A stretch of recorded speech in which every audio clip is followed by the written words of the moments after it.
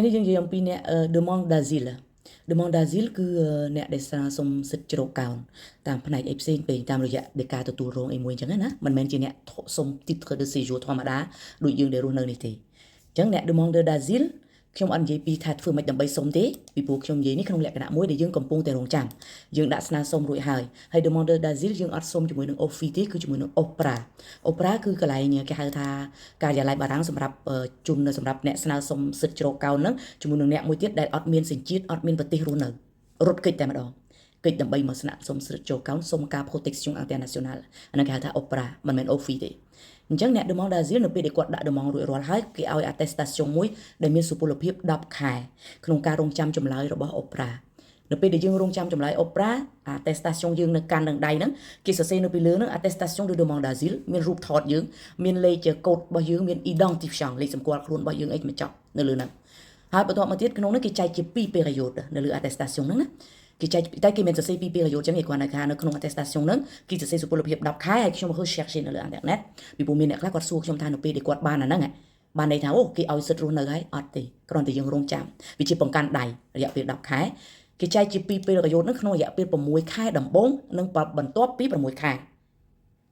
សុពលភាព10ខែហ្នឹងណា6ខែដំបូងនិងបន្ទាប់ពី6ខែក្នុង6ខែដំបូងយើងអត់មានសិទ្ធិធ្វើការទេគេអត់ឲ្យយើងទៅធ្វើការទេ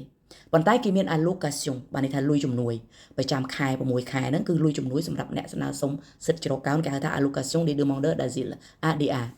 ក្នុងពេលនោះគឺយើងមានអាហ្នឹងប៉ុន្តែនៅពេលដែលយើងដាក់ demande ស្នើសុំអីទៅគឺគេប្រាប់យើងឲ្យតែធ្វើមិនធ្វើជាមួយនឹងកន្លែង OPRA ហ្នឹង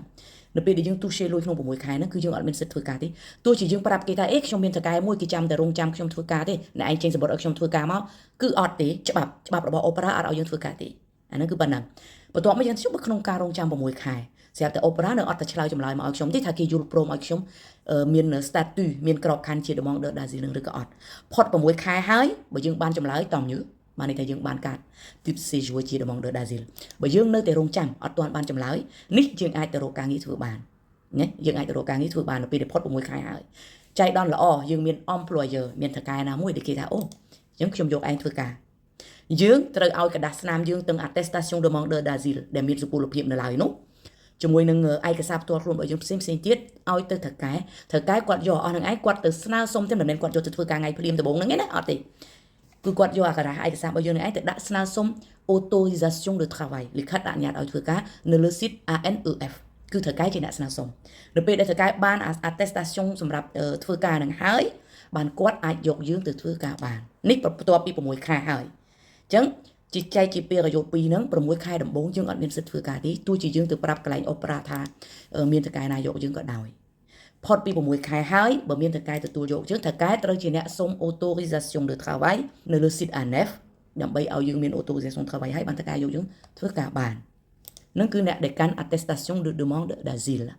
កំពុងតែរងចាំចម្លើយពីគេដោយកាន់បង្កាន់ដៃចឹងហើយត្រឡប់សេចក្រោយមកវិញបញ្ជាក់ម្ដងទៀត attestation de demande d'asile អត់មែនបើក droit ឲ្យយើងធ្វើដំណើរអត់មែនបើក droit ឲ្យយើងទៅធ្វើការទេគឺអត់ទេ